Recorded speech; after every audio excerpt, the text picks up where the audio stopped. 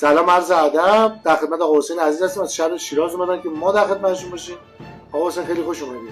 متشکرم، خیلی ممنون. انشالله که سال خوبی داشته باشید. همه ایرانی ها جیگر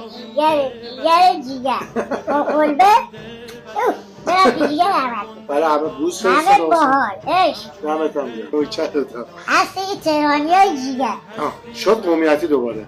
خواهش میکنم. همه تو خیر به من جا دارم. تموم. ایشون رکورد کوچکترین مرد ایران رو داره ولی قلب بزرگی داره. ثابت کردن که آدم بخواد معرفت داشته به قد قوانه نیست. دمش هم گرم. جمله‌ای که گفت من تاکید میکنم. همه ایرانی‌ها جیگرن. واقعا متأسفم من دوستانی که میان میگن ما عربا سرترین، ما کردا بالاترین، ترکا غیورترن. اینا فقط بین ما ایرانی‌ها دارن تفرقه می‌ندازن. تا اتحاد نشوشه به هیچ جا نمیرسیم. خواهش میکنم هر پستی که دیدید داره یه قومی رو برد میکنه و باقی قوما رو میکوبه، اون پست رو بلاک ریپورت کنید. ما باید در کنار هم دیگه یه ایرانی آبادتر برای خودمون بسازیم. یا علی مدد